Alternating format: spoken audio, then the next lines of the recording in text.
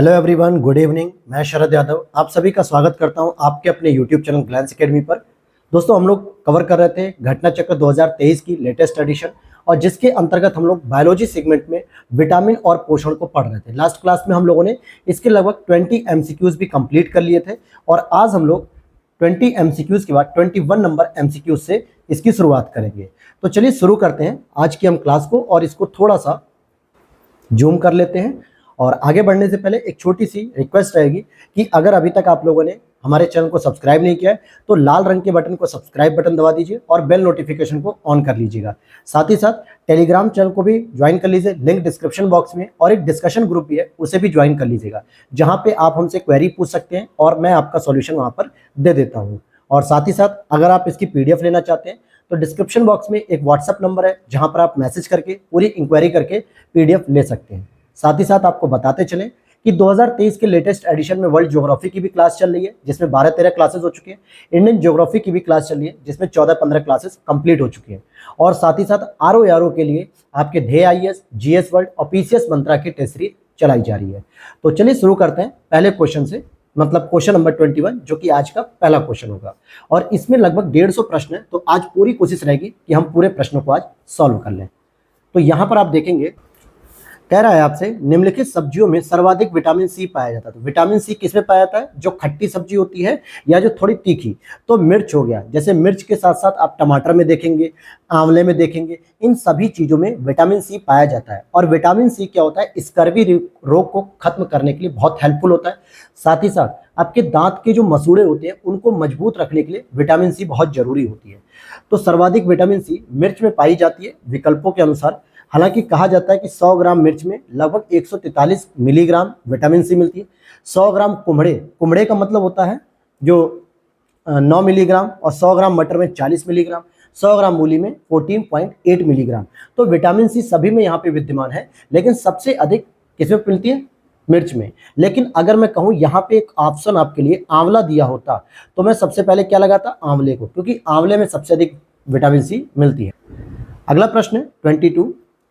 Vitamin जो खट्टे फलों यानी कि साइट्रस में पाया जाता है और चर्म को स्वस्थ रखने में जरूरी होता है, यानी स्किन को आपको स्वस्थ रखने के लिए सही होता है। तो जो खट्टे फलों में पाई जाती है विटामिन, उसको हम लोग विटामिन सी कहते हैं। क्या कहते हैं? Vitamin C. विटामिन सी विभिन्न प्रकार के खट्टे फलों जैसे कि नींबू, संतरा, आंवला इत्यादि में पाया जाता है। और यह विटामिन बी और सी, जैसे विटामिन बी और सी जल में घुलनशील एक विटामिन है, जो कि चर्म को स्वस्थ रखने यानी स्किन को स्वस्थ रखने, दांतों के डेंटिन के निर्माण अर्थात कि मसूड़ों के लिए, कोलेजन तंतुओं के निर्माण इत्यादि में कार्य करता है। और शरीर में इसकी कमी से जो रोग होता है वो स्कर्वी रोग होता है, जिसमें पायरिया वगैरह ये सारे रोग भी आते हैं।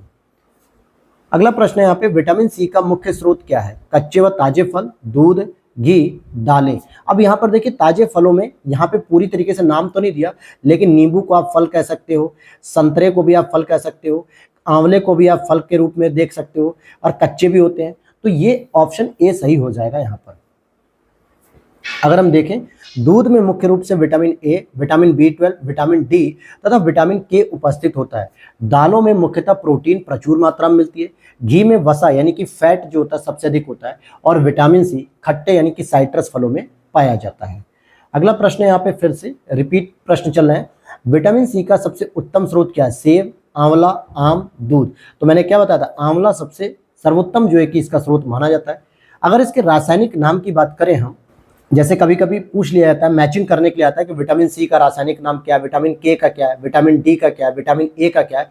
तो इसी तरीके से विटामिन सी का रासायनिक नाम होता है एस्कॉर्बिक अम्ल या एस्कॉर्बिक एसिड, और इसका सबसे उत्तम स्रोत होता है स्रोत आंवला। मैंने बताया आपको पहले ही प्रश्न में कि वहां ऑप्शन में मिर्च दिया था, इसलिए हमने मिर्च को सेलेक्ट किया।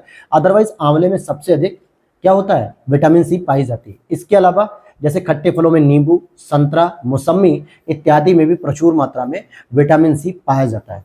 इसका प्रमुख कार्य ऊतकों में कोशिकाओं को परस्पर बांधे रखने वाली अंतरा कोशिकाओं पदार्थ के मैट्रिक्स कोलेजन तंतुओं को, कोलेजन जो तंतु होते हैं, और दांतों के जो डेंटिन अर्थात मसूड़ों और जो इनेमल होते हैं, इनको सामान्य अवस्था में बनाए रखने के लिए हेल्पफुल होते हैं। ये जल में घुलनशील होती है। इसकी कमी से शरीर में स्कर्वी रोग होता है, और जिसके प्रभाव से घाव नहीं भरते हैं। देखिए 2018 में भी सेम प्रश्न रिपीट कर रहा है कि विटामिन सी का सबसे अच्छा स्रोत क्या है, तो आंवला हो जाएगा यहाँ पे। देखिए यहाँ पे ऑप्शन में संतरा भी दिया है, लेकिन सबसे अच्छे स्रोत की बात करेंगे तो पहले आंवले को हम चयन करेंगे। फिर अगला प्रश्न है, विटामिन सी की मात्रा सर्वाधिक पाई जाती है, तो यहाँ पर अब यहाँ आंवला तो नहीं है लेकिन संतरा ऑप्शन है, तो हम संतरे को लगा लेंगे। फिर यहाँ पूछ रहा है विटामिन सी का रासायनिक नाम, तो मैंने आपको बताया कि एस्कॉर्बिक अम्ल होता है। अच्छा ये बताइए, विटामिन बी का होता है थायमिन, लेकिन कौन सी बी का, B1 का होता है या B2 का होता है या B12 का होता है, ये आपको बताना है थायमिन के बारे में। विटामिन सी सर्वाधिक प्रचुर मात्रा मिलती है आलू, गन्ना, चुकंदर, संतरा, तो ऑप्शन में संतरा सही हो जाएगा। फिर अगला प्रश्न है, घाव भरने के लिए निम्नलिखित विटामिनों में से कौन सी सबसे अधिक सहायक है। जो आपका चोट लग जाती है, कहीं कट फट जाता है या कोई ऑपरेशन होता है, तो कहा जाता है ना कि इनको मौसमी का जूस ज़्यादा पिलाइए या इनको आंवले का जूस पिलाइए, इनको फ्रूट्स ज़्यादा खिलाइए। इससे क्या होगा, घाव भरने में हेल्प मिलती है, तो विटामिन सी की वजह से। यहाँ पे अगला प्रश्न है, किसके अवशोषण में विटामिन सी मदद करता है, तो विटामिन सी जो होता है वो लौह के अवशोषण में, यानी आयरन की मात्रा यहाँ से पूरी होती है, आयरन की मात्रा। कैल्शियम के लिए सबसे उपयुक्त क्या होता है, दूध होता है। आयोडीन किससे मिलती है, तो नमक से मिलती है, नमक से सबसे अच्छा आयोडीन यहाँ पर मिल जाता है हमें। अब यहाँ लिख भी रहा है कि कैल्शियम और मैग्नीशियम के साथ विटामिन डी ग्रहण करने पर यह विटामिन कैल्शियम, मैग्नीशियम, अन्य खनिजों के अवशोषण की दर में वृद्धि करता है।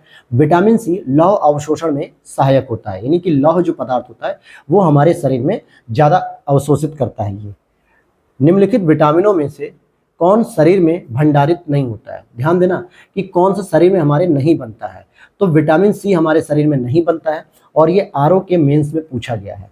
विटामिन सी जल में विलय होता है, यानी घुलनशील होता है, और ये शीघ्र ही मूत्र के साथ उत्सर्जित हो जाता है, यानी कि हमारे पेशाब के माध्यम से ये बाहर निकल जाता है, जिससे यह हमारे शरीर में संचित नहीं रह पाता है। इसीलिए हम जितनी अधिक मात्रा में अगर पेशाब कर रहे हैं तो कोशिश करिए कि आपकी डेली लाइफ में विटामिन सी का एक न एक कोई रेगुलर सोर्स होना चाहिए। अब चाहे आप रेगुलर सोर्स के रूप में आप कुछ मत करिए, नींबू अगर आपको मिलता है तो नींबू पानी का शिकंजी पीजिए, या नींबू को सलाद वगैरह में निचोड़ के खाइए, या फिर अगर संतरे का जब सीजन आता है तो आप संतरे को खाना शुरू करिए।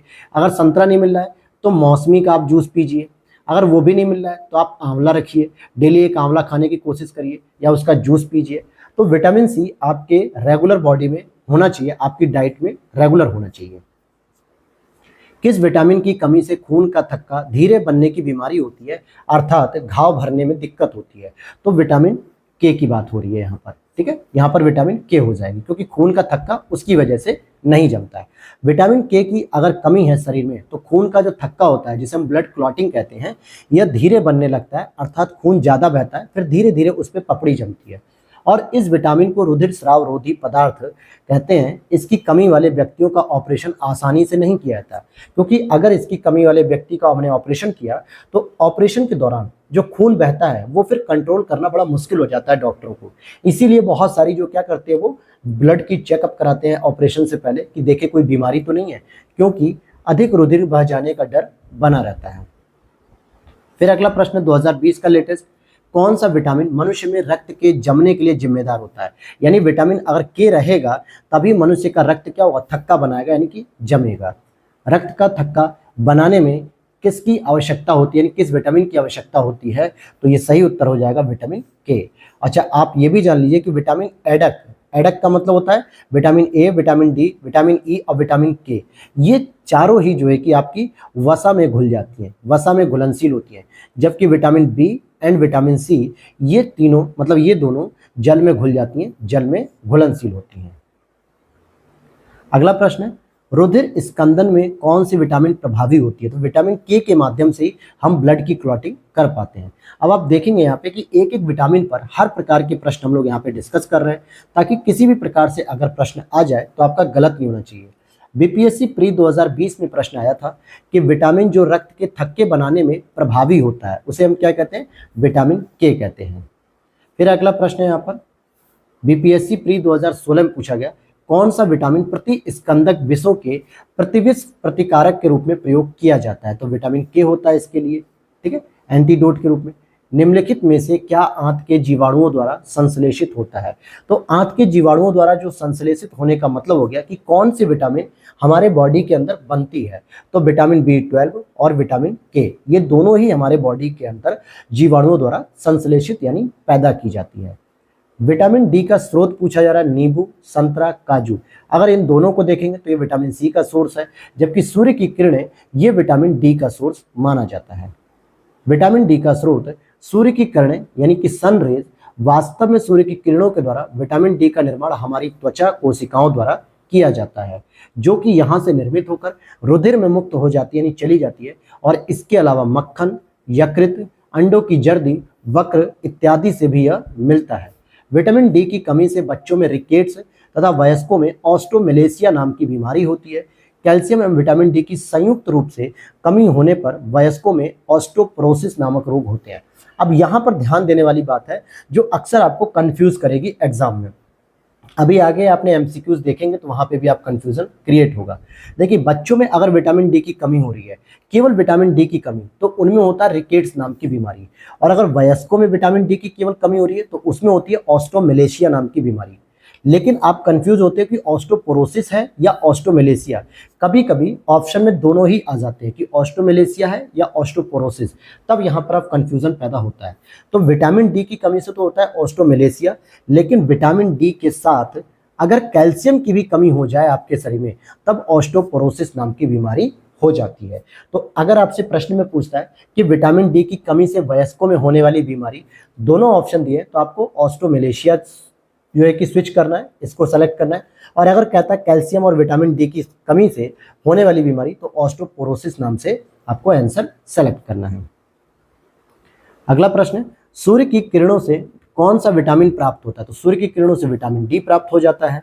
फिर अगला है, कौन सा एक विटामिन सूर्य के प्रकाश की उपस्थिति में त्वचा में बनता है, तो विटामिन डी बनेगा। अगला प्रश्न है, विटामिन डी की अल्पता से कौन सा रोग होता है, रिकेट्स, ऑस्टोपोरोसिस, बेरी-बेरी, पेलाग्रा। अब यहाँ पर आपको देखना है कि विटामिन डी से रिकेट्स सही उत्तर होगा या ऑस्टियोपोरोसिस होगा। अब देखिए, उत्तराखंड पीसीएस में जब ये पूछा गया है तो एक ही तो आंसर होगा, तो रिकेट्स होगा। तो आप कहोगे सर ऑस्टोपोरोसिस क्यों नहीं, क्योंकि मैंने बताया कि अगर विटामिन डी के साथ कैल्शियम की भी बात अगर करता है तब ऑस्टोपोरोसिस होना चाहिए। तो यहाँ पर एक आंसर जो होगा वो रिकेट्स हो जाएगा। यही छोटे छोटे कंफ्यूजन है जो आपको परेशान करेंगे, तो इसलिए मैं क्लियर करते हुए चल रहा हूँ। अगला प्रश्न, विटामिन डी में निम्नलिखित में से क्या पाया जाता है। तो विटामिन डी में कैल्सीफेरॉल पाया जाता है, जिसकी वजह से हमारे बॉडी में कैल्शियम का निर्माण हो जाता है। विटामिन डी का रासायनिक नाम भी कैल्सीफेरॉल होता है। विटामिन सी का रासायनिक नाम एस्कॉर्बिक अम्ल होता है और विटामिन ए का रासायनिक नाम रेटिनॉल होता है। अगला प्रश्न है यहाँ पर, निम्नलिखित में से किस विटामिन को ऑर्गो कैल्सीफेरॉल कहते हैं। तो ऑर्गो कैल्सीफेरॉल यानी कि विटामिन D2। अब यहाँ पे D3, D2 अलग अलग डिवीजन कर दिया, तो ऑर्गो कैल्सीफेरॉल आपके विटामिन D2 को कहा जाता है। अगले प्रश्न को देखते हैं हम लोग। अच्छा, यहाँ पर इसकी व्याख्या भी दी है कि विटामिन D2 को ऑर्गो कैल्सीफेरॉल कहते हैं, जबकि विटामिन D3 को कोले कैल्सीफेरॉल कहा जाता है। विटामिन D2 विटामिन डी का वह प्रकार है जो मुख्यतः भोजन और आहार अनुपूरक के रूप में मनुष्यों को प्राप्त होता है। मुख्य रूप से मक्खन से प्राप्त होता है, मशरूम से प्राप्त होता है, दूध से प्राप्त होता है, पनीर से, मांस से, अंडों की जर्दी से, मछली के तेल आदि में यह मिलता है। और इसी की कमी से बच्चों में सूखा रोग या रिकेट्स हो जाता है। अगला प्रश्न है यहाँ पे, कोले कैल्सीफेरॉल रासायनिक यौगिक का सामान्य नाम क्या है। तो अभी हमने बताया विटामिन डी, लेकिन विटामिन डी में भी अगर हम डिवीजन करें तो विटामिन D3 के लिए यह वर्ड दिया गया है। अब यहाँ पर अगले प्रश्न को देखते हैं, निम्नलिखित में से किस विटामिन को हार्मोन माना जाता है, यानी कि कौन सी ऐसी विटामिन है जो हमारे बॉडी में हार्मोन का भी काम करती है। तो विटामिन डी हो जाएगा। क्यों ऐसा कहा जा रहा है कि विटामिन डी को हार्मोन माना जाता है, इसके सर्जन में कैल्सीफेरॉल पाया जाता है। जंतुओं में दो सक्रिय विटामिन डी होते हैं, एक तो होता है कोले कैल्सीफेरॉल तथा अर्गो कैल्सीफेरॉल। कोले कैल्सीफेरॉल का संश्लेषण स्वयं जंतु शरीर में होता है, किंतु इसकी प्रक्रिया जटिल होती है। अर्गो कैल्सीफेरॉल का संश्लेषण सूर्य की प्रकाश की किरणों, पराबैंगनी किरणों के प्रभाव से अर्गोस्ट्रोल नामक पदार्थ से यीस्ट कोशिकाएं जो है कि करती हैं। अब यहाँ पर मैचिंग करने के लिए दिया है कि कौन सा युग्म सही सुमेलित नहीं है। तो होने वाली विटामिन के रासायनिक नाम लिख दिए गए और इनसे होने वाली बीमारी के बारे में आपसे पूछा जा रहा है। जैसे नियासिन से पेलेग्रा होता है, विटामिन बी थायमिन से बेरी होता है, विटामिन डी से सूखा रोग होता है, लेकिन विटामिन के से बंध्यापन नहीं होता है, बल्कि विटामिन के की कमी से क्या हो जाएगा, खून का थक्का न जमने की बीमारी। जो खून थक्का जमने में प्रॉब्लम आती है, इससे संबंधित यह बीमारी हो जाती है।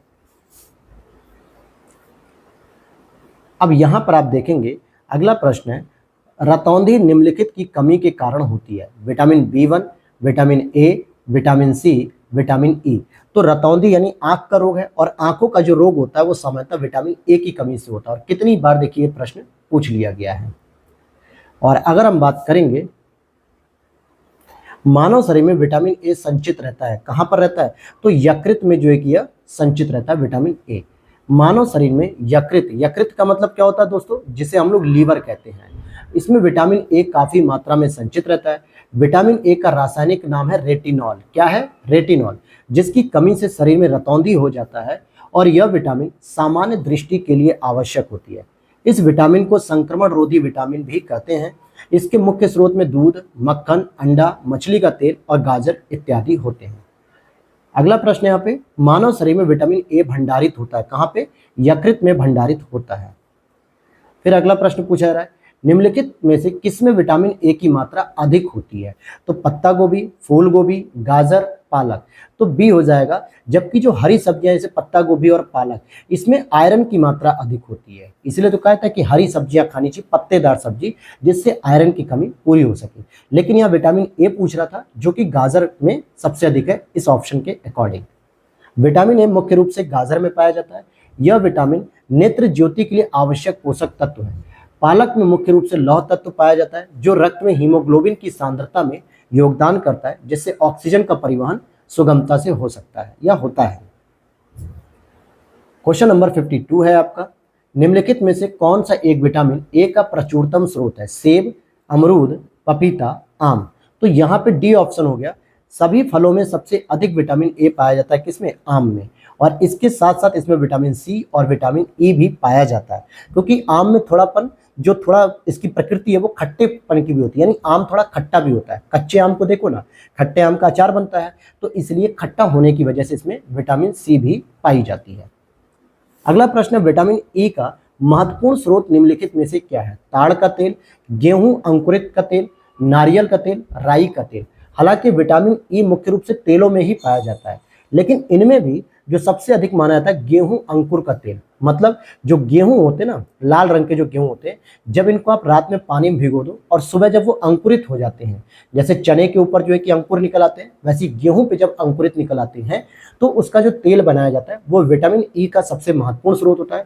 और विटामिन ई आपके पाचन के साथ साथ आपके हेयर फॉल, रैशेज, दाग, इन सभी बीमारियों के लिए हेल्पफुल होते हैं कि आप इन बीमारियों से छुटकारा पा सकते हैं। मानव शरीर को स्वस्थ बनाए रखने के लिए जिन विटामिनों की जरूरत पड़ती है, उनमें सबसे महत्वपूर्ण विटामिनों में से विटामिन ई होती है, जो कि एक एंटीऑक्सीडेंट के रूप में मानव शरीर में कोशिकाओं को सामान्य रूप से कार्य करने में सहायता प्रदान करती है। एंटीऑक्सीडेंट का मतलब होता है कि खराब खून को या खराब गंदगी जो होती है हमारे शरीर में, उसको साफ करता है। विटामिन ई वसा में घुलनशील विटामिन है, जो कि गेहूं के अंकुर के तेल में सबसे अधिक मात्रा में पाया जाता है। इसका सबसे महत्वपूर्ण स्रोत होता है। और विटामिन ई को बंध्यता रोधी कारक भी कहते हैं, बंध्यता रोधी कारक भी कहते हैं। अगला प्रश्न है यहाँ पे, निम्नलिखित में से किसका निर्माण हमारे शरीर में नहीं होता है। विटामिन ए का, प्रोटीन का, हार्मोन का, एंजाइम का। तो हमारे शरीर में एंजाइम भी मिलते हैं, हमारे शरीर में प्रोटीन भी बनता है राइबोसोम में, हमारे शरीर में हार्मोन भी सीक्रेट होते हैं, लेकिन विटामिन ए हमारे शरीर में नहीं बनती है। लेकिन विटामिन के, विटामिन B12, विटामिन डी, ये तीनों ही विटामिन हमारे शरीर में संश्लेषित होती हैं। अगला प्रश्न है यहाँ पे, प्री 2021 का प्रश्न है, सामान्य दृष्टि के लिए निम्नलिखित में से कौन सा विटामिन आवश्यक है। यानी कि आपकी आंखों की जो रतौंधी वाला रोग है वो खत्म हो जाए, उसके लिए विटामिन ए अर्थात रेटिनॉल। अब आगे देखते हैं इसको यहाँ पे समझ लेते हैं कि मानव शरीर में यकृत में विटामिन ए की काफी मात्रा संचित रहती है, यकृत में। और ये मानव के शरीर में संश्लेषित नहीं होता, बल्कि जब हम कोई भोजन ग्रहण करते हैं तो वहां से ये यकृत में आके या लीवर में आके स्टोर हो जाता है।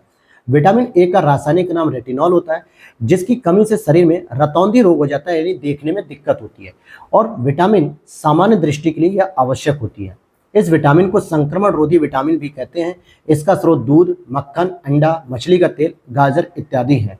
तो इसलिए सलाद भी खाया करिए, दूध मक्खन वगैरह भी आप लोग खाते रहा करिए।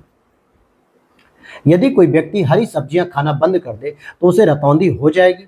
इसमें विटामिन ए की कमी हो जाएगी। देखिए, विटामिन ए की कमी से रतौंधी रोग तो हो जाता है, लेकिन हरी सब्जियां खाना अगर बंद करता है तो जाहिर सी बात है कि उसमें विटामिन ए की मात्रा कम हो जाएगी और रतौंधी रोग हो जाएगा। तो ये दोनों ही बातें सही हैं और एक दूसरे की व्याख्या कर रही हैं, इसलिए ए ऑप्शन यहाँ पर सही हो जाएगा।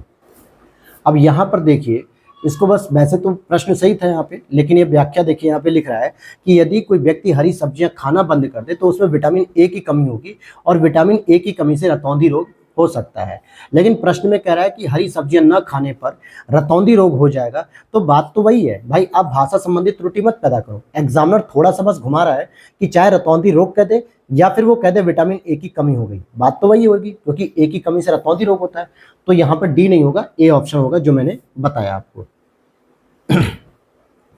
जिस विटामिन में कोबाल्ट पाया जाता है, कोबाल्ट पाया जाता है वो कौन सी विटामिन होती है? तो विटामिन B12 होती है। कौन सी विटामिन? B12। तो देख लेते हैं।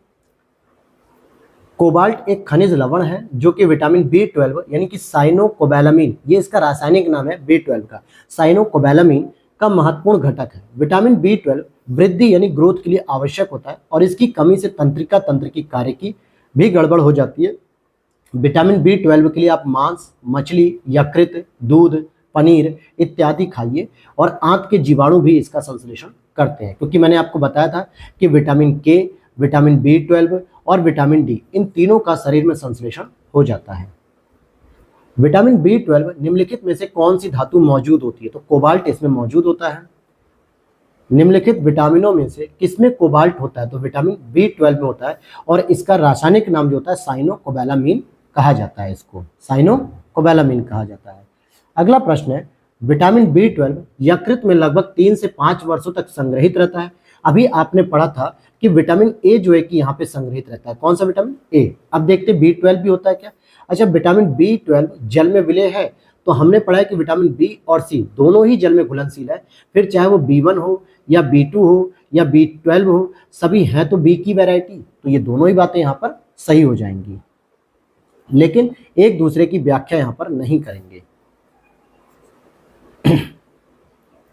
साइनोकोबैलामिन क्या है? तो विटामिन B12 को ही हम साइनोकोबैलामिन कहते हैं, कोबैलामिन कहते हैं। थायमिन की बात करेंगे तो ये जो थायमिन है वो विटामिन B1 को कहा जाता है, जिसकी कमी से कौन सा रोग होता है दोस्तों? बेरी बेरी, ठीक है, बेरी बेरी रोग हो जाता है।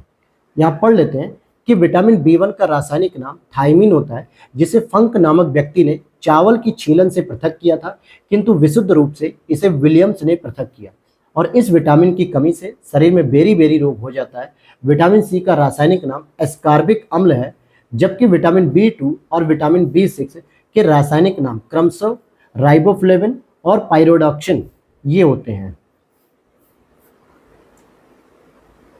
यहाँ पर अगला प्रश्न है, एक मनुष्य को बेरी बेरी, सूखा रोग और स्कर्वी की बीमारी होगी यदि वह नहीं ले रहा है। तो बेरी बेरी अगर हो रहा है, सूखा रोग हो रहा है, स्कर्वी, तो स्कर्वी के लिए सी, सूखा रोग के लिए डी और विटामिन B1 जो है कि आपका बेरी बेरी के लिए हो गया, तो ये हो जाएगा B option, vitamin B1, vitamin D, vitamin C. एक साथ तीनों प्रश्न यहाँ पर इन्होंने पूछ लिए। अगला प्रश्न है यहाँ पे, निम्नलिखित विटामिनों में से कौन सी कौन सा किसी स्वप्न को पर्याप्त अवधि तक याद रखने में सहायक होता है? अक्सर ऐसा होता है कि आप रात में कोई सपना देखते हैं और सुबह बताने के समय भूल जाते हैं कि आपने एग्जैक्ट सपने में क्या देखा। तो ये किस विटामिन की कमी से होता है? तो विटामिन B6 की कमी से। अगर विटामिन B6 आपकी बॉडी में ज़्यादा है तो आप किसी भी सपने को देखने के बाद याद रख सकते हो। अगला प्रश्न, निम्नलिखित में से किस युग्म में सही सुमेल नहीं है? कौन सा युग्म गलत है?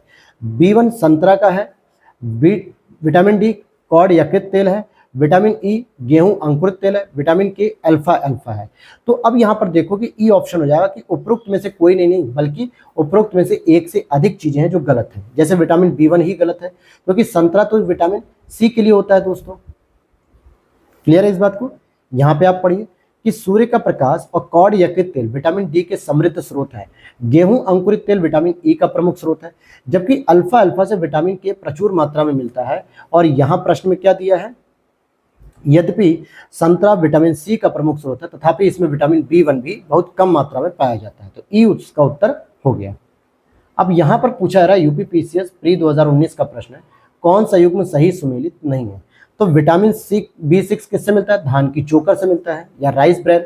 विटामिन ई आपको गेहूं अंकुरित तेल, विटामिन के आपको अल्फा अल्फा, लेकिन विटामिन बी2 से कॉड यकृत तेल नहीं, बल्कि कॉड यकृत तेल से विटामिन डी हमें प्राप्त होती है। क्या प्राप्त होती है, विटामिन डी, अभी हमने पढ़ा था इसको। अब यहां देखेंगे आप कि कॉड यकृत तेल या कॉड मछली के यकृत से व्युत्पन्न एक आहार पूरक है और इसमें ओमेगा 3 फैटी एसिड के अतिरिक्त विटामिन ए एवं विटामिन डी भी उपस्थित होता है। विटामिन बी2 को राइबोफ्लोविन नाम से भी जानते हैं। यह भोजन से ऊर्जा मुक्त करने में सहायक होता है। इसकी कमी से किलोसिस नामक रोग होता है। अंडे, हरी सब्जियां, फलियां इत्यादि इसके प्रमुख स्रोत हैं। यहाँ पर अगला प्रश्न है आपका यूपीपीसीएस प्री 2021 का, कौन सा युग्म सही सुमेलित नहीं है। विटामिन ए क्या संतरा में है, यही गलत हो गया। विटामिन सी नींबू, ये बात सही है। विटामिन डी कॉड मछली का तेल, यह भी सही है। विटामिन बी6 धान का चोकर, यह भी सही है। लेकिन विटामिन ए संतरा में नहीं पाई जाती है। ठीक है, विटामिन ए संतरे में नहीं, बल्कि संतरे में विटामिन सी पाई जाती है। रतौंधी मनुष्यों में होने वाला एक प्रमुख रोग है जो कि शरीर में विटामिन ए की कमी के कारण होता है। विटामिन ए का प्रमुख कार्य दृष्टि रंगाओं रोडाप्सिन के संश्लेषण में भाग लेना होता है। इसका प्रमुख स्रोत है हरी सब्जियां, गाजर, यकृत, मछली का तेल इत्यादि, जबकि खट्टे फलों जैसे नींबू, संतरा, आंवले में विटामिन सी प्रचुरता से मिलता है। अगला प्रश्न है यहाँ पे, सूची फर्स्ट और सूची सेकंड को यहाँ पर मिलान कराना है। ठीक है, तो इसको देख लेते हैं कि विटामिन के लिए बात करेंगे तो ये अल्फा अल्फा हमने पढ़ा, विटामिन डी की बात करेंगे तो कॉड यकृत तेल पढ़ा, और विटामिन ई की बात करेंगे तो गेहूं अंकुरित तेल पड़ा, और विटामिन सी की बात करेंगे तो ये नींबू हो जाएगा। तो ये यहाँ पर हमने इसका मिलान कर दिया। आप यहाँ पर इसको देख भी सकते हैं कि vitamin K alpha alpha, vitamin D cod यकृत तेल, विटामिन ई गेहूं भ्रूण तेल, और विटामिन सी नींबू हो जाएगा इसका। अब अगले प्रश्न को देखते हैं। यहाँ पर 69 नंबर पे यहाँ पर दे रहा रोग और उनके कारण, किन विटामिनों की कमी से रोग होते हैं। तो रतौंधी रोग क्यों होता है, क्योंकि जब किसी व्यक्ति में विटामिन ए की कमी होती है। और विटामिन ए को क्या कहा जाता है दोस्तों, तो रेटिनॉल कहा जाता है, रासायनिक नाम रेटिनॉल होता है। रिकेट्स की बात करेंगे तो रिकेट्स होता है आपका विटामिन डी की कमी से, और स्कर्वी की बात करेंगे तो ये विटामिन सी की कमी से होता है। और बेरी बेरी रोग जो होता है वो विटामिन बी1 की कमी से होता है, जिसको हम लोग थायमीन कहते हैं। क्या कहते हैं, थायमीन कहते हैं। अगले प्रश्न की ओर चलते हैं। यहाँ पर भी रोग है और उनसे उत्पन्न होने वाली कमियां, यानी कुछ विटामिन हैं जिनकी वजह से ये रोग उत्पन्न होते हैं। जैसे सूखा रोग विटामिन डी से, बेरी बेरी विटामिन बी1, निशांतता और स्कर्वी। तो निशांतता ये आपका मतलब कि रतौंधी रोग जो देखने में प्रॉब्लम होती है, विटामिन ए, और स्कर्वी रोग विटामिन सी। तो चारों ही मैच थे, बिल्कुल आमने सामने थे। अब यहाँ पर फिर से एक दे रहा है कि सूची फर्स्ट और सूची सेकंड का मिलान करना है। जैसे विटामिन सी से स्कर्वी रोग हो गया, फॉलिक एसिड विटामिन ए से रतौंधी रोग हो गया, विटामिन बी1 से बेरी बेरी, और फॉलिक एसिड से रक्त अल्पता होती है, यानी कि रक्त की कमी होने लगती है। फिर से यहाँ पर आरओ के प्री 2016 में पूछा गया कौन सा युग्म सही सुमेलित नहीं है। तो विटामिन ए से क्या होता है, विटामिन ए से तो रतौंधी होती है, विटामिन बी3 से पेलाग्रा होता है, विटामिन डी से वर्णांधता नहीं होती है। क्योंकि जो वर्णांधता रोग होता है, जिसको हम लोग कलर ब्लाइंडनेस कहते हैं, ये एक आनुवंशिक रोग होता है दोस्तों। कैसा रोग होता है, ये आनुवंशिक रोग होता है, यानी कि जेनेटिक रोग होता है। ये पीढ़ी दर पीढ़ी रोग बढ़ता जाता है। जबकि विटामिन डी से होना क्या चाहिए था, रिकेट्स नाम की बीमारी आप लिख सकते हो, सूखा रोग जिसे हम कहते हैं, या फिर ऑस्टोमेलेसिया लिख सकते हो। फॉलिक एसिड से रक्त अल्पता, यह सही है। तो विटामिन सी आपका सही हो जाएगा। अब यहाँ पर दिया जा रहा है विटामिन के नाम और उनसे होने वाले रोग। तो यहाँ पर हमें विचार करना है। विटामिन सी से स्कर्वी, विटामिन डी रिकेट्स, और विटामिन ए रात्रि अंधता, यानी रात में कलर ब्लाइंडनेस क्या होती है। तो इसको अभी हम देख लेंगे यहाँ पर। अच्छा, यहाँ पे पूछ रहा है कौन सा सही सुमेलित है। तो देखिए आईएएस 2014 का प्रश्न है, और 1 और 2 ही सही थे, तीसरा वाला गलत था। क्योंकि जो रात्रि अंधता रोग है वो विटामिन ए से होता है, न कि विटामिन सी से। अगला प्रश्न है यूपीपीसीएस प्री 2021 में राइबोफ्लेविन की कमी से निम्न में से कौन सा रोग होता है। तो राइबोफ्लेविन किसे कहा जाता है, पहले ये आपको पता होना चाहिए। ये स्पेशली होता है विटामिन B2 का नाम, और विटामिन B2 से किलोसिस नाम की बीमारी होती है। जबकि स्कर्वी रोग होता है किससे, विटामिन सी से। बेरी बेरी जो रोग होता है वो विटामिन B1 से होता है। अब यहां पर देखेंगे हम कि विटामिन और उनकी कमी से होने वाला रोग कौन सा सुमेलित नहीं है। कैल्सीफेरॉल की बात करेंगे तो ये अस्थिर उग्रता होती है, यानी कि कैल्सीफेरॉल का मतलब हो गया विटामिन डी, और इससे क्या होता है, सूखा रोग होता है। नियासिन की बात करेंगे तो इससे पेलाग्रा होती है। कोबालामीन की बात करेंगे तो इससे संघातिक अल्पता होती है। राइबोफ्लेविन की बात करेंगे तो ये बेरी बेरी, यही गलत है, क्योंकि जो B1 होती है इससे हमें देखने को मिलता है बेरी बेरी, और राइबोफ्लेविन क्या होती है बताइए जल्दी, विटामिन B2 होती है। तो अगले प्रश्न को देख लेते हैं। यहाँ पे फिर से आरओ के एग्जाम्स में पूछा गया है कौन सा युग्म सही सुमेलित नहीं है, कौन सा युग्म सही सुमेलित नहीं है। तो vitamin D, vitamin C, vitamin A, vitamin B1। तो विटामिन डी से सुखंडी रोग यानी कि सूखे हुए व्यक्ति का रोग, विटामिन सी से मसूड़ों से खून आना यानी पायरिया होता है, विटामिन ए से गठिया नहीं होता है, बल्कि विटामिन ए से जो होता है दोस्तों वो रतौंधी होता है विटामिन ए की कमी से। विटामिन B1 से बेरी बेरी। तो पूछा जा रहा है कि गठिया किससे होता है, ये आपको पता है क्या। तो यहाँ तो नहीं दे रहा है दोस्तों, चलो कोई बात नहीं, आगे मिलेगा तो आगे निपट लेंगे इससे। अगला प्रश्न यहाँ पे 77, यहाँ पे विटामिन दिया है और इनकी कमी से होने वाला रोग, हीनता रोग। तो रेटिनॉल की बात करें तो विटामिन ए होता है, और रेटिनॉल से बंध्यता होती, सॉरी, यहाँ पर थोड़ा सा मिस्टेक हो गया। रेटिनॉल से बंध्यता नहीं बल्कि नेत्र सूख कर लाल हो जाते हैं, यानी कि आंखों का रोग हो जाता है। और टोकोफेरॉल से होता है बंध्यता, जो कि विटामिन के से संबंधित है। और साइनोकोबालामिन जो विटामिन B12 होती है, इससे आपका घातक रक्त अल्पता होती है, जिसको हम लोग एनीमिया भी कह देते हैं। और पायरोडॉक्सिन जो होता है मानसिक व्याधि होती है, यानी कि मानसिक बीमारी होती है। अगला प्रश्न है यहाँ पर, अब हम अगले प्रश्न को देखते हैं। यहाँ पर बीपीएससी का है, निम्नलिखित में से कौन सा युग्म सही सुमेलित नहीं है। रेटिनॉल की बात करेंगे तो जीरोफ्थैलेमिया होती है, बिल्कुल विटामिन ए से हो जाती है। टोकोफेरॉल की बात करेंगे तो बेरी बेरी रोग नहीं होता है, क्योंकि जो ये रोग होता है वो आता है आपका विटामिन B1 से। साइनोकोबालामिन से रक्त अल्पता होती है, क्योंकि ये विटामिन B12 है। ऑर्गो कैल्सीफेरॉल से रिकेट्स होता है, क्योंकि ये विटामिन डी होता है। जबकि टोकोफेरॉल से बेरी बेरी रोग नहीं होता है। तो कौन सा रोग होता है क्या, तो जो बेरी बेरी रोग होता है वो विटामिन B1 की कमी से अर्थात थायमिन की कमी से होता है, जबकि टोकोफेरॉल को विटामिन ए कहा जाता है। अगला प्रश्न है यहाँ पे प्री 2017 के एग्जाम का, निम्नलिखित में से कौन सा सही सुमेलित नहीं है। विटामिन B12 प्रति अरक्तता कारक होता है, बिल्कुल सही बात है। विटामिन सी से स्कर्वी रोग होता है, प्रति स्कर्वी। और विटामिन डी से बंध्यताकारी रोग नहीं होता है, बल्कि सूखा रोग होता है। और विटामिन के से प्रति रक्त स्रावी, यानी कि जो रक्त के थक्के नहीं जमते उसकी वजह से होता है। तो सी ऑप्शन यहाँ पर सही हो जाएगा। फिर आगे देख लेते हैं, विटामिन ई को बंध्यता रोधी कारक कहा जाता है। विटामिन डी का रासायनिक नाम कैल्सीफेरॉल होता है। इसकी कमी से बच्चों में रिकेट्स तथा वयस्कों में ऑस्टियोमेलेसिया नामक बीमारी हो जाती है। आगे देखते हैं हम, निम्नलिखित युग्मों में से कौन सा सुमेलित नहीं है। तो थायमिन की बात करेंगे, बेरी बेरी सही है। विटामिन डी सूखा रोग, विटामिन के से बंध्यापन नहीं होता, नियासिन से पेलाग्रा होता है। तो आप यहाँ पर देखेंगे कि विटामिन के का जो रासायनिक नाम है वो होता है नेप्थोक्विनोन, और इसे रुधिर स्राव रोधी पदार्थ भी कहते हैं। इसके लिए हरी पत्तियां, अंडा, यकृत, आंत के जीवाणु इत्यादि। बंध्यापन का जो रोग होता है वो विटामिन ई के कारण होता है। अगला प्रश्न है, अधोलिखित में से कौन सा यौगिक एक विटामिन नहीं है। तो हमने पढ़ा नियासिन भी है, राइबोफ्लेविन भी है, पायरोडॉक्सिन भी है, लेकिन थायरॉक्सिन नाम की कोई भी विटामिन नहीं होती है, बल्कि थायरॉक्सिन एक हार्मोन होता है, ये थायराइड ग्रंथि से स्रावित होता है। फिर अगला प्रश्न है, केला जो कि एक फल के रूप में अत्यधिक मूल्यवान और भोज्य पदार्थ माना जाता है, इसमें प्रति 100 ग्राम में क्या होता है। अगर आप 100 ग्राम केला खाओगे तो आपको लगभग 116 कैलोरी एनर्जी प्राप्त हो जाती है। और केले की बात करें तो ये म्यूजेसी जो परिवार होता है, म्यूजेसी कुल, उसके अंतर्गत आता है। यह प्रचुर मात्रा में कार्बोहाइड्रेट्स इसमें पाया जाता है। इसके अलावा इसमें वसा, प्रोटीन्स, खनिज लवण और विटामिन भी पाए जाते हैं।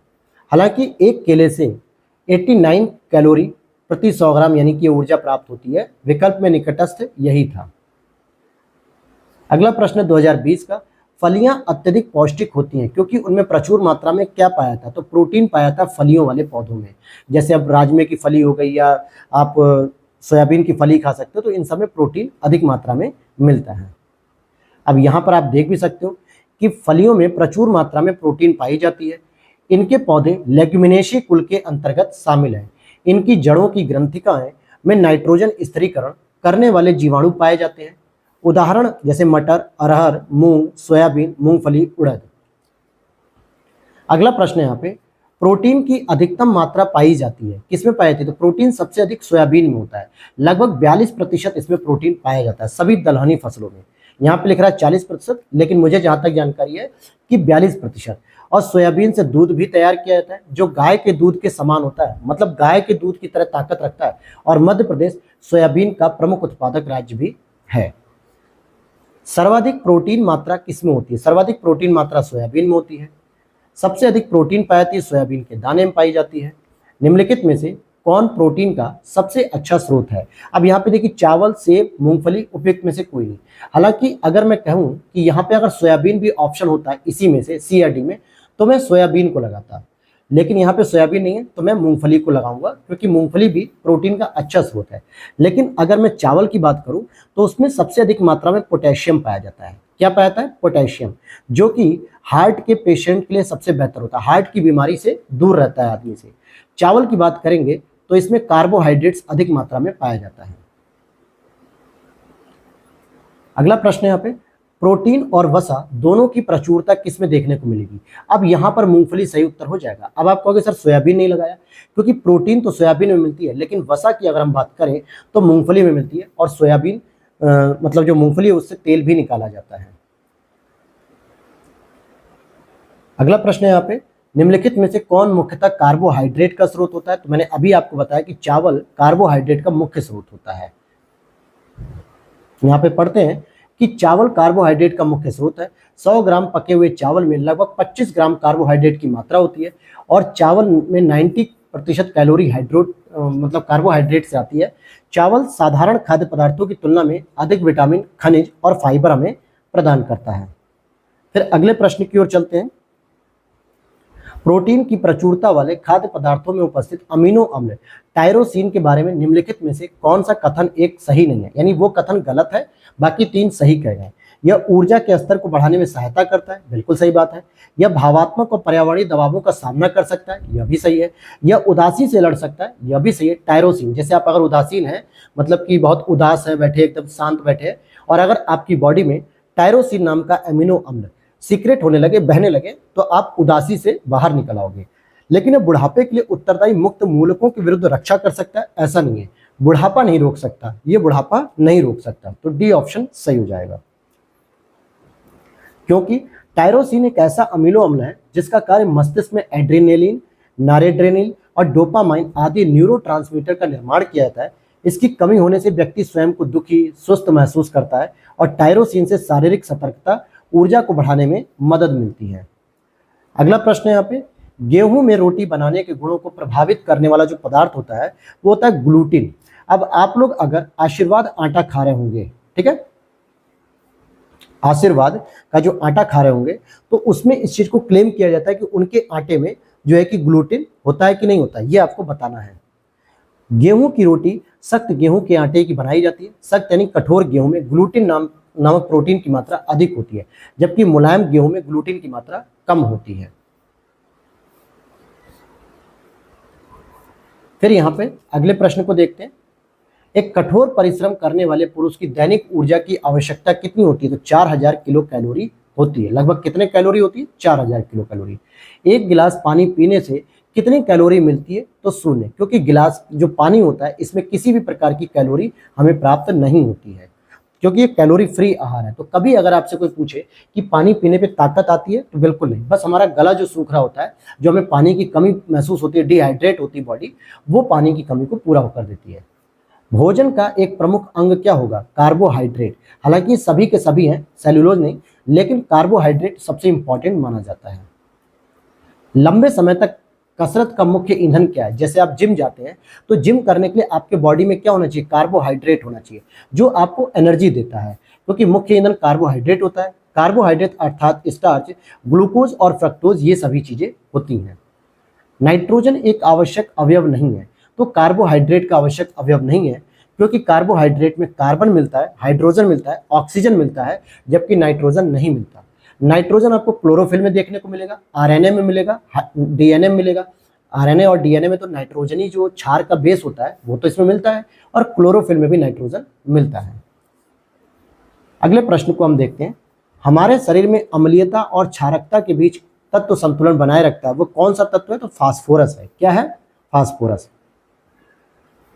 फास्फोरस खनिज लवण के रक्त में उपस्थित होने से शारीरिक अम्ल एवं क्षार का संतुलन ठीक रहता है। इस खनिज के मुख्य स्रोत हैं दूध, पनीर, अंडे का पीला भाग, मांस, मछली, दाल, मेवे और सभी धान्य फसलें। फिर यहाँ पर अगला प्रश्न है, निम्नलिखित में से कौन सा यौगिक मानव शरीर में संग्रहित नहीं रहता है? तो मानव शरीर में संग्रहित नहीं रहता है उसे हम कहते हैं अमीनो अम्ल। क्या होता है? अमीनो अम्ल। क्योंकि प्रोटीन छोटी इकाइयों से बने होते हैं और जिन्हें हम अमीनो अम्ल कहते हैं। अमीनो अम्ल मानव शरीर में संग्रहित नहीं रहते हैं। अगला प्रश्न है, निम्नलिखित में से किस फल में लौह प्रचुर मात्रा में पाया जाता है? तो सबसे अधिक लौह करौंदा में पाया जाता है। और करौंदे की अगर मैं बात करूं तो करौंदे का जो जीआई टैग मिलने की बात हो रही है वो वाराणसी को मिलने की बात हो रही है। और वाराणसी में भी कहाँ पे? तो एक चिरई गांव नाम का ब्लॉक है, ठीक है, चिरई गांव नाम का ब्लॉक है जहां पर सबसे अधिक करौंदे की खेती होती है और वहां पे इसका जैम वगैरह, अचार वगैरह बनाया जाता है, तो इसको जीआई टैग मिलने की संभावना है। तो अगर आपको पता चले कि करौंदे को जीआई टैग मिल चुका है तो ये वाराणसी से संबंधित रहेगा। अगला प्रश्न है यहाँ पे, निम्नलिखित खनिजों पर विचार कीजिए। कैल्शियम, लौह, सोडियम। उपयुक्त खनिजों में से मानव शरीर में पेशियों के संकुचन के लिए किसकी आवश्यकता होती है? तो तीनों की ही हमें आवश्यकता होती है। रक्त में पोटेशियम, कैल्शियम, सोडियम, लौह का समुचित अनुपात हृदय की गति, अन्य चिकनी मांसपेशियों को उत्तेजित करने एवं उनमें संकुचन की क्रिया संपन्न करने के लिए आवश्यक होती है। अगला प्रश्न यहाँ पे, पालक के पत्तों में निम्नलिखित में से किसकी मात्रा सबसे अधिक होती है? तो पालक के पत्तों में आयरन की मात्रा अधिक होती है, इसीलिए कहा जाता है कि पालक का सेवन करना चाहिए। अगला प्रश्न यहाँ पे, कौन लौह का सबसे अच्छा स्रोत है? तो पालक यहाँ पर सबसे अच्छा स्रोत है। लौह का अंश सबसे अधिक पाया जाता है किसमें? तो हरी सब्जियों में पाया जाता है। और हरी सब्जियों में भी अगर आप देखोगे तो पालक का साग खाना चाहिए। बासमती चावल के दाने पकाने पर लंबे हो जाते हैं क्योंकि उसमें बाहुल्य किस चीज का होता है? एमाइलेज का। और एमाइलेज क्या होता है? टूटकर लंबे हो जाते हैं। हालांकि चावलों में दो प्रकार के स्टार्च पाए जाते हैं, एक होता है अमाइलोज और एक होता है अमाइलोपेक्टिन। सामान्यतः चावल की लंबे दाने वाली किस्में जैसे बासमती में अमाइलोज अधिक मात्रा में पाया जाता है। मध्यम तथा छोटे दाने वाली चावल की किस्मों में अमाइलोपेक्टिन अधिक मात्रा में पाया जाता है। अब यहाँ पर अगले प्रश्न को देखते हैं, निम्नलिखित में से किसकी उपस्थिति के कारण दूध में मिठास आ जाती है? तो दूध मीठा हो जाता है लैक्टोज की कमी, मतलब उपस्थिति के कारण। किसकी उपस्थिति के कारण? लैक्टोज की उपस्थिति के कारण। और अगर हम बात करें, लैक्टोज दूध में पाई जाने वाली एक नेचुरल शर्करा है जिसकी वजह से हमें गाय वगैरह का दूध मीठा लगता है। और यह एक डाइसैकेराइड होती है, डाइसैकेराइड शुगर होती है। यह गैलेक्टोज तथा ग्लूकोज से व्युत्पन्न होता है और इसकी हल्की मिठास का कारण बनता है। दूध में विद्यमान सैकेराइड, तो सैकेराइड क्या होता है? लैक्टोज, जो कि इसकी मिठास के लिए जरूरी है। दूध किस बैक्टीरिया के कारण खराब होता है? तो असल में वो दूध खराब नहीं होता, बल्कि जब हम दही वगैरह जमाते हैं या दूध में थोड़ा सा खट्टापन आता है तो लैक्टोबैसिलस नामक जीवाणु जो होते हैं वो दूध को दही के रूप में कन्वर्ट कर देते हैं। अब यहां पर आप पढ़ेंगे कि दूध लैक्टोबैसिलस बैक्टीरिया के कारण खराब या खट्टा महसूस होता है और अति महत्वपूर्ण जीवाणु होता है जो कि पाचक नाल में हमारे पाया जाता है। जो हमारी बॉडी का जो पाचक नाल होता है उसमें पाया जाता है। यह मिल्क शुगर को लैक्टिक अम्ल में बदल देते हैं जिसके कारण दूध खट्टा हो जाता है और फिर दही, छाछ, पनीर निर्माण कार्य, छाछ का मतलब होता है मट्ठा, इसका कार्य लैक्टोबैसिलस जीवाणु के द्वारा ही किया जाता है। इसके अलावा ये जीवाणु शरीर में कोलेस्ट्रॉल को सामान्य बनाए रखने में भी सहायक होते हैं। अगला प्रश्न, दूध का दही में परिवर्तन किसके द्वारा होता है? तो बैक्टीरिया के द्वारा होता है और वो भी उस बैक्टीरिया का नाम मैंने क्या बताया? लैक्टोबैसिलस नाम का बैक्टीरिया होता है। अच्छा, एक चीज और जानकारी रखिए कि दूध में कैसीन नाम का प्रोटीन होता है, जिसकी वजह से दूध का रंग कैसा होता है, सफेद रंग होता है। दही का निर्माण लैक्टिक अम्ल के बैक्टीरिया और कैसीन के बीच रासायनिक अभिक्रिया के फलस्वरूप होता है। तो लैक्टिक अम्ल का जो बैक्टीरिया होता है उसका क्या नाम होता है, लैक्टोबैसिलस। और कैसीन की वजह से क्या होता है, दूध का रंग सफेद हो जाता है। अगला प्रश्न, गाय के दूध के हल्के पीले रंग का कारण क्या है। गाय का दूध तो हल्का पीला होता है, तो इसमें क्या पाया जाता है, तो इसमें कैरोटीन पाई जाती है। क्या पाई जाती है दोस्तों, कैरोटीन पाई जाती है। दूध में कैसीन नामक प्रोटीन उपस्थित होता है। इस प्रोटीन के कारण दूध का रंग सफेद होता है, जैसे बकरी का दूध, भैंस का दूध। लेकिन गाय का दूध हल्का पीला होता है क्योंकि इसमें बीटा कैरोटीन की उपस्थिति पाई जाती है। और बीटा कैरोटीन एक हाइड्रोकार्बन होता है जिसका सूत्र ये लिखा हुआ है। अगला प्रश्न यहाँ पे आरओ में देखिए पूछा गया है, दूध जो गाय का दूध होता है वो पीले सफेद रंग का होता है, किसकी वजह से होता है। तो ये आपका कैसीन के साथ कैरोटीन, ये दोनों ही ऑप्शन यहाँ पर सही हो जाएंगे। भैंस के दूध में औसत वसा की मात्रा कितनी होती है, तो 7.2% जो है कि फैट होता है भैंस के दूध में। अगला प्रश्न है, दूध को पचाने के लिए आवश्यक एंजाइम रेनिन और लैक्टेस मानव शरीर में कितने वर्ष की आयु में लुप्त हो जाते हैं। तो देखिए, रेनिन जो होता है वो सामान्यतः छोटे बच्चों में पाया जाता है, तभी छोटे बच्चे जो है कि दूध का पाचन कर सकते हैं। लेकिन यहाँ पूछ रहा है कि रेनिन समाप्त हो जाता है, अर्थात वह बच्चा अब 2 वर्ष या 3 वर्ष का है या उससे बड़ा हो चुका है। तो आप देखोगे इसमें स्टार बना दिया गया है,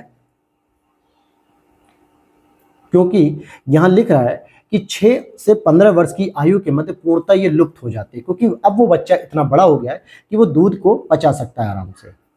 दुग्ध प्रोटीन को पचाने वाला एंजाइम कौन सा होता है। दुग्ध प्रोटीन को पचाने वाला जो एंजाइम है वो रेनिन होता है, जो सामान्यतः बच्चों में पाया जाता है।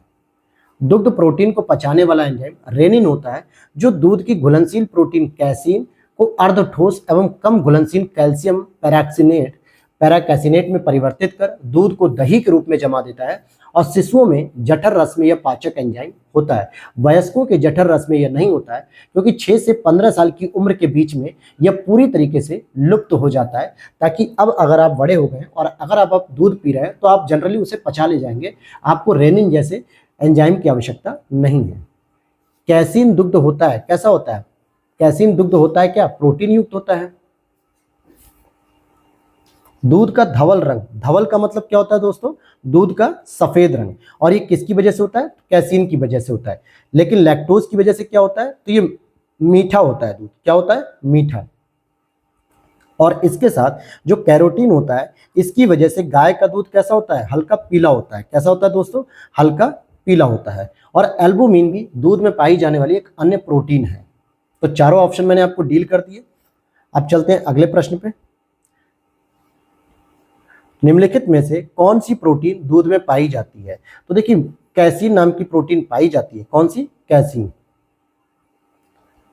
नेक्स्ट है, शरीर में ऊतकों यानी टिश्यू का निर्माण किसकी वजह से होता है, तो प्रोटीन से होता है। इसीलिए जब आप जिम करते हैं तो आपकी बॉडी के जो टिश्यू होते हैं वो छोटे छोटे टुकड़ों में टूट जाते हैं, क्योंकि आप उस समय वर्कआउट कर रहे होते हैं, हैवी वेट उठाते हैं। और फिर इन टिश्यूज को जोड़ने के लिए या नए टिश्यूज का निर्माण करने के लिए आपको जिम ट्रेनर क्या कहता है कि प्रोटीन को पूरा करो, प्रोटीन इंटेक को पूरा करो। यानी जितनी आपकी प्रोटीन की आवश्यकता है उसके लिए चाहे आप सोया प्रोटीन खाइए, चाहे बायो प्रोटीन खाइए, या किसी भी प्रकार के अंडे, दूध, पनीर से प्रोटीन लीजिए, लेकिन प्रोटीन की पूर्ति करिए।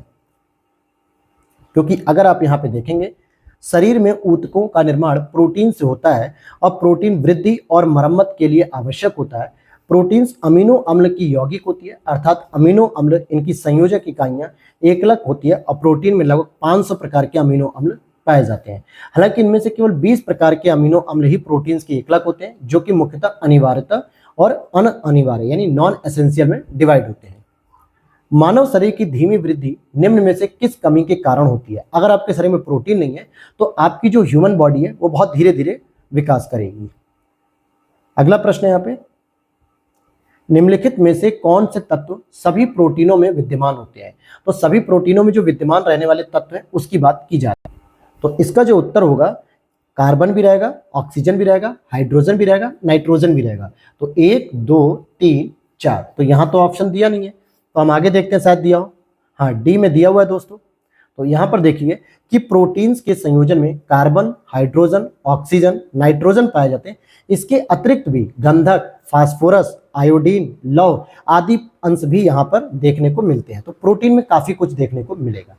अब यहाँ पे कुछ अणु हैं और उसमें उपस्थित तत्व की बात की जा रही है, यानी कुछ विटामिन हैं और उसमें उपस्थित जो भी चीजें हैं उसके बारे में बात की जा रही है। तो यहाँ पर देख लेते हैं कि विटामिन B12 में, यानी कि जो विटामिन B12 है, इसमें क्या पाया जाता है? कोबाल्ट पाया जाता है। साइनो कोबालामिन भी इसे कहते हैं। हीमोग्लोबिन की बात करेंगे तो इसमें लोहा पाया जाता है, और क्लोरोफिल की बात करेंगे तो इसमें मैग्नीशियम पाया जाता है, और पीतल की बात करेंगे तो इसमें तांबा भी पाया जाता है। यहाँ पर देखिए, आप इसका मिलान भी देख लीजिए।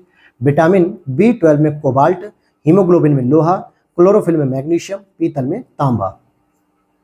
अगला प्रश्न यहाँ पे अणु और उपस्थित धातु क्या है? विटामिन B12 में क्या मिलता है दोस्तों? तो कोबाल्ट मिलता है, हीमोग्लोबिन में लोहा मिलता है, क्लोरोफिल में मैग्नीशियम मिलता है, और चौल्कोपेराइड किस में मिलता है? ये कॉपर में मिलता है। तो देखिए, रिपीट किया गया कि नहीं किया गया? पूरा का पूरा प्रश्न रिपीट कर दिया गया 2011 में।